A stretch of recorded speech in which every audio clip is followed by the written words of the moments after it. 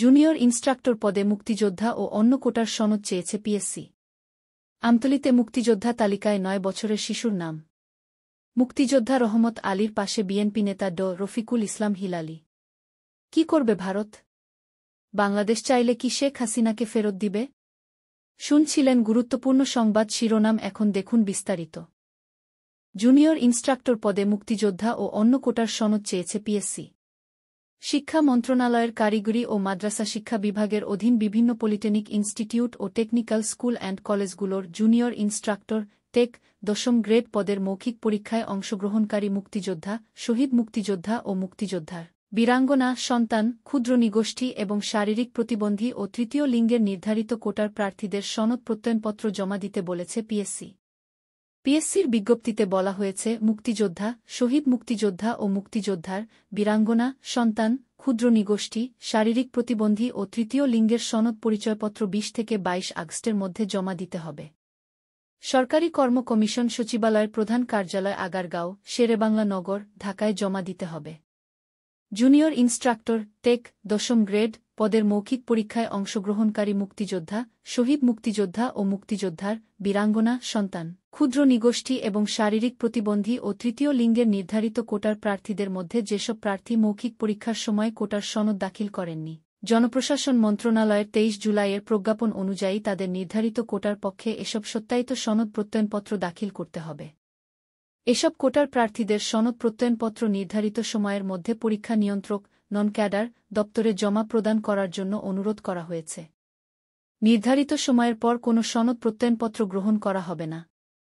কোটা সংস্কারের আন্দোলনের ফলে সরকারি চাকরিতে ৯৩% মেধার ভিত্তিতে এবং কোটায় ৭% নিয়োগের সিদ্ধান্তের কথা সরকার প্রজ্ঞাপনের মাধ্যমে জানিয়েছে।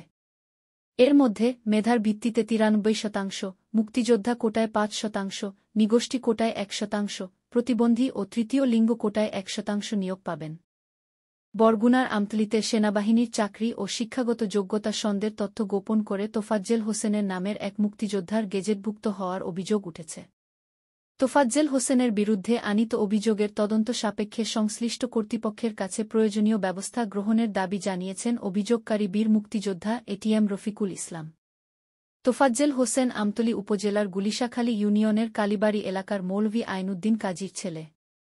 বীর মুক্তিযোদ্ধা এটিএম রফিকুল ইসলামের অভিযোগ, স্বাধীনতা যুদ্ধের সময় তোফাজ্জেল হোসেন ছিল মাত্র ৯ বছর বয়সী প্রাথমিকে পড়া একজন শিশু। ২০০৫ সালে তোফাজ্জেলের স্ত্রীর ভাই সাবেক উপজেলা কমান্ডার একেএম শামসুদ্দিন শানু প্রভাব খাটিয়ে তাকে অনৈতিকভাবে মুক্তিযোদ্ধা গেজেটভুক্ত করতে যাচাই-বাছাই থেকে শুরু করে পরবর্তী সব কার্যক্রমে সহযোগিতা করেছেন। এসএসসি পাসের সনদ অনুসারে ১৯৬২ সালের ২ এপ্রিল তারিখ জন্ম নেওয়া তোফাজ্জেল হোসেন স্বাধীনতা যুদ্ধের সময় ৮ বছর ১১ মাস ২৫ দিন বয়সী প্রাথমিকের ছাত্র ছিলেন। এসএসসি পাসের সনদে সেনাবাহিনীতে চাকরি করা তোফাজ্জেল হোসেন ২০০৫ সালে অবসরে যান। ২০০৫ সালে আমতলী উপজেলা মুক্তিযোদ্ধা কমান্ডারের দায়িত্বে থাকা তোফাজ্জেল হোসেনের স্ত্রীর বড় ভাই একেএম শামসুদ্দিন শানু প্রভাব খাটিয়ে ও কারসাজির মাধ্যমে ৮ম শ্রেণী পাসের শিক্ষা যোগ্যতার সনদ দেখিয়ে তোফাজ্জেল হোসেনকে মুক্তিযোদ্ধা গেজেটে অন্তর্ভুক্ত করেন। গেজেট নং ৪৭০। গেজেটের তথ্যানুসারে তোফাজ্জেল ২০০৯ সাল থেকে মুক্তিযোদ্ধা ভাতা প্রাপ্ত হয়ে ১৫ বছর যাবত অনৈতিকভাবে সম্মানী ভাতাসহ রাষ্ট্রীয় অন্যান্য সুবিধা ভোগ করে আসছেন। বীর মুক্তিযোদ্ধা এটিএম রফিকুল ইসলাম আরও অভিযোগ করে বলেন, এসএসসি পরীক্ষায় পাস থাকা সত্ত্বেও তিনি কিভাবে ৮ম শ্রেণী পাস দেখিয়ে মুক্তিযোদ্ধা হয়েছেন। চুনাখালী মাধ্যমিক বিদ্যালয়ের প্রধান শিক্ষক মাহবুব উল আলমের স্বাক্ষরিত এক প্রত্যয়নপত্রে দেখা যায়, তোফাজ্জেল হোসেন ১৯৭৮ সালে আমতলী উপজেলার চুনাখালী মাধ্যমিক বিদ্যালয় থেকে এসএসসি পরীক্ষায় অংশগ্রহণ করে তৃতীয় বিভাগে কৃতকার্য হন। তার এসএসসি পরীক্ষা পাসের রোল নং ১১৩, নিবন্ধন নং ২৩৪৩৫ ও শিক্ষাবর্ষ ১৯৭৬-৭৭। তার জন্ম তারিখ ১৯৬২ সালের ২ এপ্রিল। কয়েকজন স্থানীয়ের সঙ্গে কথা হলে তারা জানান, ১৯৭১ সালে মৌলানা আইনউদ্দিন কাজীর ছেলে তোফাজ্জেল হোসেন প্রাইমারি স্কুলে লেখাপড়া করতেন। মুক্তিযুদ্ধের সময় তিনি ছিলেন শিশু। সেনাবাহিনীর চাকরি থেকে অবসরে আসার কিছুদিন পর শুনতে পাই তিনি মুক্তিযোদ্ধা হয়েছেন। কিভাবে মুক্তিযোদ্ধা হয়েছেন তা আমাদের বুঝে আসে না। এ বিষয়টি তদন্ত করলেই আসল রহস্য বেরিয়ে আসবে।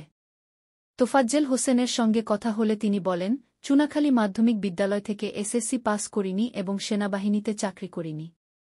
আমি অষ্টম শ্রেণী পাসের সনদ দিয়ে মুক্তিযোদ্ধা হয়েছি। তবে কিভাবে আপনি সেনাবাহিনীর অবসরভাতা তুলছেন এমন প্রশ্নের জবাব তিনি এড়িয়ে যান। আমতলী উপজেলা সাবেক মুক্তিযোদ্ধা কমান্ডার একেএম শামসুদ্দিন শানু বলেন, তোফাজ্জেল আমার ভগ্নিপতি। যারা যাচাই বাছাই করেছেন তারা বলতে পারবেন কিভাবে তোফাজ্জেল মুক্তিযোদ্ধা হয়েছেন। প্রত্যয়ন দিয়েছেন কিভাবে এমন প্রশ্নের জবাব তিনি এড়িয়ে যান। তিনি আরও বলেন, আমার ভগ্নিপতি সেনাবাহিনীর চাকরি শেষে অবসর নিয়েছেন। আমতলী উপজেলা নির্বাহী কর্মকর্তা মুহাম্মদ আশরাফুল আলম বলেন, বিষয়টি আমি জেনেছি। তদন্ত সাপেক্ষে প্রয়োজনীয় ব্যবস্থা নেওয়া হবে। নেত্রকোনার কেন্দুয়া উপজেলায় বীর মুক্তিযোদ্ধা রহমত আলীর পাশে দাঁড়ালেন বিএনপির কেন্দ্রীয় নির্বাহীর সদস্য ও জেলা বিএনপির সদস্য সচিব রফিকুল ইসলাম হিলালী। শনিবার ১৭ আগস্ট বিকালে উপজেলার দলপা ইউনিয়নের রামনগর গ্রামের বীর মুক্তিযোদ্ধা রহমত আলীর বাড়িতে লুটপাট ও অগ্নিসংযোগের ঘটনায় সরেজমিন পরিদর্শন করেন বিএনপি নেতা রফিকুল ইসলাম হিলালী। তখন ক্ষতিগ্রস্ত পরিবারের সার্বিক খোঁজখবর নেওয়ার পাশাপাশি সমবেদনা ও আর্থিক সহায়তা প্রদান করা হয়। মুক্তিযোদ্ধা রহমত আলীর মেয়ে নাজমা বেগম বলেন, বিএনপি নেতা হিলালী গতকাল এসেছিলেন। তিনি আমাদের সার্বিক খোঁজ খবর নিয়েছেন। যারা আমাদের নিঃস্ব করেছে সুষ্ঠু তদন্তের মাধ্যমে তাদের বিচারের দাবি জানাই। এ বিষয়ে ড রফিকুল ইসলাম হিলালী বলেন, মুক্তিযোদ্ধারা জাতির সূর্য সন্তান। তাদের পাশে দাঁড়ানো প্রতিটি সচেতন নাগরিকের কর্তব্য। আমি জাতীয়তাবাদী বিএনপির পক্ষ থেকে এর তীব্র নিন্দা জানাই। এ সময় উপস্থিত ছিলেন উপজেলা বিএনপির সাধারণ সম্পাদক মুজিবুর রহমান ভূঁইয়া মজনু, দলপা ইউনিয়ন বিএনপির সভাপতি মোক আব্দুল লফিফ বিল্টু, সাধারণ সম্পাদক মাসুদুর রহমান রুবেল সহ অসংখ্য নেতাকর্মী। উল্লেখ্য, শুক্রবার ১৬ আগস্ট দিবাগত রাত আনুমানিক ২টায় বীর মুক্তিযোদ্ধা রহমত আলীর বাড়িতে লুটপাট ও অগ্নিসংযোগ করে দুর্বৃত্তরা। গত ৫ আগস্ট ছাত্র আন্দোলনের মুখে প্রধানমন্ত্রীর পদ থেকে পদত্যাগ করে ভারতে পালিয়ে যান শেখ হাসিনা। তারপর থেকে তিনি দিল্লির একটি বাড়িতে অবস্থান করছেন। দেশত্যাগের পর থেকে হত্যা দুর্নীতিসহ বিভিন্ন অভিযোগে শেখ হাসিনার বিরুদ্ধে বেশ কয়েকটি মামলা হয়েছে। পাশাপাশি বিভিন্ন মহল থেকে তাকে ভারত থেকে দেশে ফিরিয়ে এনে বিচারের আওতায় আনার দাবি উঠেছে। তবে শেখ হাসিনাকে দেশে ফিরিয়ে আনা কি আদৌ সম্ভব? দুই দেশের মধ্যে এমন কোনো চুক্তি আছে কি? যদি থাকেও ভারত দীর্ঘদিনের মিত্র শেখ হাসিনাকে বাংলাদেশে ফিরিয়ে দেবে কি? এমন সব প্রশ্নের উত্তর দিয়ে একটি প্রতিবেদন প্রকাশ করেছে ভারতীয় সংবাদমাধ্যম ইন্ডিয়ান এক্সপ্রেস। গত ১৫ আগস্ট বার্তা সংস্থা রয়টার্সকে দেয়া এক সাক্ষাৎকারে বিচারের স্বার্থে ভারত সরকারের কাছে শেখ হাসিনাকে ফেরত পাঠানোর অনুরোধ জানানো হতে পারে বলে ইঙ্গিত দেন অন্তর্বর্তী সরকারের পররাষ্ট্র উপদেষ্টা মোহাম্মদ তৌহিদ হোসেন। তিনি বলেন, শেখ হাসিনার বিরুদ্ধে অনেক মামলা হচ্ছে। স্বরাষ্ট্র ও আইন মন্ত্রণালয় যদি সিদ্ধান্ত নেয় তাহলে আমাদের তাদের ভারতকে অনুরোধ করতে হবে তাকে শেখ হাসিনাকে বাংলাদেশে ফেরত পাঠাতে। এটি ভারত সরকারের জন্য বিব্রতকর হবে। ভারত এটি জানে এবং আমি নিশ্চিত যে তারা এ বিষয়ে খেয়াল রাখবে। বাংলাদেশ ও ভারতের মধ্যে কি বন্দি প্রত্যর্পণ চুক্তি আছে? হ্যাঁ। ২০১৩ সালে বাংলাদেশ ও ভারত একটি বন্দি প্রত্যর্পণ চুক্তি স্বাক্ষর করে। দুই দেশের মধ্যে পলাতক বন্দি বিনিময় সহজ ও দ্রুত করতে ২০১৬ সালে এটি আবার সংশোধন করা হয়। বন্দি প্রত্যর্পণ চুক্তিতে কি বলা আছে? চুক্তি অনুযায়ী, যদি কোনো ব্যক্তির নামে মামলা বা অভিযোগ দায়ের হয় বা তিনি দোষী সাব্যস্ত হন অথবা দেশের আদালতের কর্তৃক প্রত্যর্পণযোগ্য অপরাধ করার জন্য তাকে ফেরত চাওয়া হয় তাহলে তাকে ফেরত দেবে বাংলাদেশ ও ভারত। প্রত্যর্পণযোগ্য অপরাধ বলতে চুক্তিতে সর্বনিম্ন ১ বছরের কারাদণ্ড হয় এমন অপরাধকে বলা হয়েছে। এর মধ্যে আর্থিক অপরাধও রয়েছে। তবে কোনো অপরাধ প্রত্যর্পণযোগ্য হওয়ার জন্য দ্বৈত অপরাধের নীতি অবশ্যই প্রযোজ্য হবে।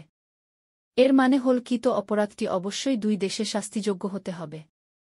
এছাড়া প্রত্যর্পণযোগ্য অপরাধের চেষ্টা, সহায়তা, প্ররোচনা বা অংশগ্রহণ করলেও এই অপরাধের সহযোগী হিসেবে ওই ব্যক্তিকে ফেরত দিতে হবে। চুক্তিতে কোনো ছাড়ের বিষয় আছে কি? হ্যাঁ। চুক্তিতে বলা হয়েছে যে অপরাধটি রাজনৈতিক প্রকৃতির হলে প্রত্যর্পণের অনুরোধ প্রত্যাখ্যান করা যেতে পারে। তবে কোনো অপরাধকে রাজনৈতিক বলা যাবে না, সে তালিকাও বেশ দীর্ঘ। যেমন হত্যা, নরহত্যা বা অপরাধমূলক হত্যা, আক্রমণ, বিস্ফোরণের কারণ, জীবন বিপন্ন করার উদ্দেশ্যে বিস্ফোরক পদার্থ বা অস্ত্র তৈরি বা নিজের কাছে রাখা, গ্রেফতার এড়ানোর উদ্দেশ্যে আগ্নেয়াস্ত্র ব্যবহার, জীবন বিপন্ন করার অভিপ্রায় নিয়ে সম্পত্তির ক্ষতি করা, অপহরণ বা জিম্মি করা, হত্যার প্ররোচনা এবং সন্ত্রাস সম্পর্কিত অন্য কোনো অপরাধ। তাহলে হাসিনাকে কি ফেরত দিতেই হবে? শেখ হাসিনা একজন রাজনীতিবিদ। তিনি ভারতে রাজনৈতিক আশ্রয় প্রার্থনা করতে পারেন। তবে যেসব অপরাধের জন্য তার বিরুদ্ধে মামলা করা হয়েছে তার কয়েকটি চুক্তিতে রাজনৈতিক অপরাধের সংজ্ঞা থেকে বাদ দেয়া হয়েছে। এর মধ্যে হত্যা, গুম ও নির্যাতনের মামলা রয়েছে। ১৩ আগস্ট হাসিনার বিরুদ্ধে একজন মুদি দোকানিকে হত্যার জন্য মামলা করা হয়েছে। পরের দিন ২০১৫ সালে একজন আইনজীবীকে অপহরণের অভিযোগে তার বিরুদ্ধে গুমের মামলা দায়ের করা হয়। ১৫ আগস্ট তার বিরুদ্ধে তৃতীয় মামলা হয়। এই মামলায় হত্যা, নির্যাতন ও গণহত্যার অভিযোগে আনা হয়েছে। হাসিনাকে ফেরত চাইলে কি করবে ভারত? বাংলাদেশে যে দলই ক্ষমতায় আসুক না কেন তাদের সঙ্গে সুসম্পর্ক রাখার চেষ্টা করবে ভারত।